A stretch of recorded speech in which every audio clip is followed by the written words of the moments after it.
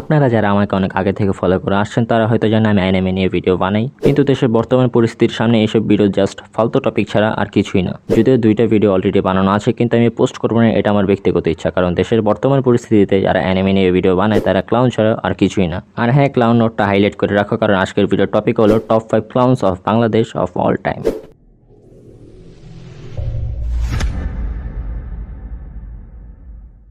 Number 5, so called content creators of Bangladesh. এখন এদের ইন্ডিভিজুয়ালভাবে সুনাম করতে গেলে ভিডিও আসলে 5-6 ঘন্টা হয়ে যাবে, তাও এদের সুনামের কোনো শেষ হবে না। অ্যান্ড গেস হোয়াট, কিছু মানুষ এরকমও আছে যে তাদের আবার ডিফেন্ডও করে। ভাই, তাদেরও একটা পরিবার আছে, সব কিছুতে খালি ইন্টারফেয়ার করলেই চলে না। ভাই, এরকম মেন্টালিটি যদি আমাদের অ্যাসেন্ডেন্টদের থাকতো তাহলে আমাদের দেশ জীবনে স্বাধীনই হতো না, আর আমাদের মুখের ভাষায় বাংলা না উর্দুই থাকতো। আর কেন ভাই, সালমান মুক্তাদির, লিলিপুত, ফারহান, তানজিদ ভাই, তারা কি এতিম নাকি? তাদেরও তো পরিবার আছে। সো এইসব লেম এক্সকিউজ দিয়ে তাদের ডিফেন্ড করার ননসেন্স ছাড়া আর কিছুই না। আর আমাদের দেশের জনপ্রিয় ফ্রুট ব্লগার রাফসান দ্য ভাই হঠাৎ করে ঘুম থেকে উঠে পোস্ট করে আন্দোলন নিয়ে আবার সেটা ডিলিটও করে দেয়। এই যে আমি একটা স্ক্রিনশটও নিয়ে রেখেছিলাম, এখানে কিছু অ্যাম্বুলেন্সের নাম্বার দেওয়া হয়েছিল যারা ছাত্রদের সহায়তা করতে আগ্রহী ছিল, সেটা পোস্ট করে আবার 1 ঘন্টার পর ডিলিটও করে দেয়। আবার এদের মধ্যে কিছু এরকম আছে যে শুধু সমাজে ছোটখাটো কাজই করতে চায়, বড় কোনো কাজে অংশগ্রহণ করতে চায় না। দেশের এরকম অবস্থা দেখেও তারা কোনো সাহায্য করতে চায় না। এদের নিয়ে আসলে বলার তেমন কিছু নাই, কারণ আমার বাকি ক্লাউনদেরও টাইম দেওয়া লাগবে। And number 4, Junaid Ahmed Palak and DB Harun. Harun ভাই তো ডিবি ইউজকে পুরো ভাতের হোটেল বানিয়ে রাখছে। এই ব্যক্তি আন্দোলনের 6 জন কোঅর্ডিনেটরকে ধরে নিয়ে গিয়ে বলছে তারা নাকি নিরাপত্তার অভাব বোধ করছে। আর হ্যাঁ, আপনি হয়তো জানেনই না,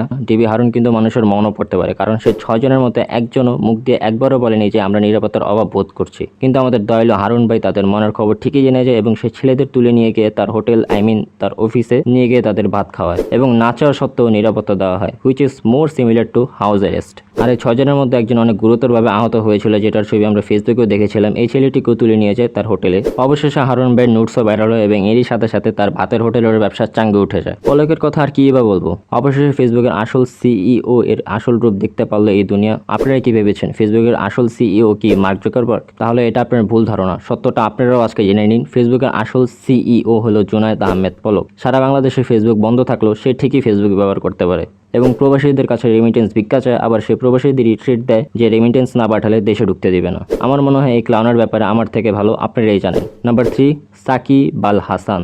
আজকে আমরা দেখব সাকিব আল হাসান আন্তর্জাতিক শিরোপা কয়টা জিতেছে।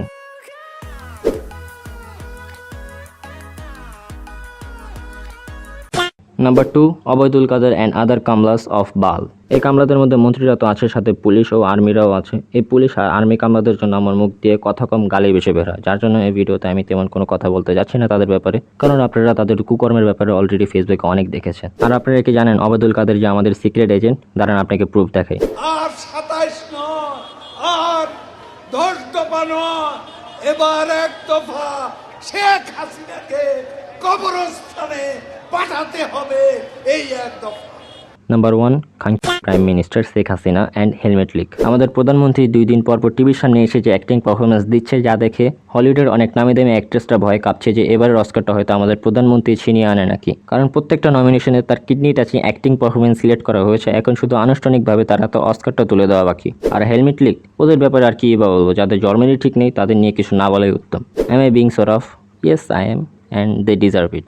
যাই হোক, এসব ক্লাউনদের কথা বাদ দিয়ে এবার ইম্পর্টেন্ট টপিকে আসি। ইট ইজ নট আ কোটা আন্দোলন এনিমোর, যেমনটা আমি আমার আগের ভিডিওতে বলেছিলাম। It is about justice now, it is our rights now, and it is our about freedom now. আপনার কি মনে হয় দাবিটাকে আমাদের আন্দোলনের জন্য পূরণ করা হয়েছিল? যদি দাবি পূরণ করারই হতো তাহলে কেন এত সাধারণ ছাত্রছাত্রীদের, আমার ভাই বোনদের এত রক্ত এবং প্রাণ হারাতে হলো? কেন এত মায়ের কোল খালি হলো? সরকার এখন নিজের দোষ ঢাকার জন্য আমাদের কোটার দাবিটা পূরণ করেছে, কিন্তু আমাদের কোটা আন্দোলন 17 জুলাইতেই শেষ হয়ে গেছিল, যেদিন সাধারণ ছাত্রছাত্রীদের উপর, আমার ভাইদের উপর গণহত্যা চালানো হয়েছিল। আন্দোলনের ইস্যুটা এখন কোটা থেকেও অনেক বেশি কিছু। আপনি বাংলাদেশের যে কোনায় থাকেন না কেন, আপনার জীবনের কোনো নিরাপত্তা নেই। আপনি রাজপথে নেমেছেন, আপনাকে গুলি করা হবে। আপনি বাসায় বসে আছেন, আপনার বাসায় রেড দিয়ে আপনাকে টেনে হিচড়ে নিয়ে যাবে।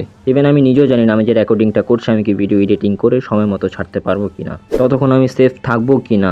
জাস্ট এতটুকু বলতে পারবো, আমি যখন ভয়েসটা রেকর্ড করছি তখন ক্যালেন্ডারে আগস্টের 1 তারিখ।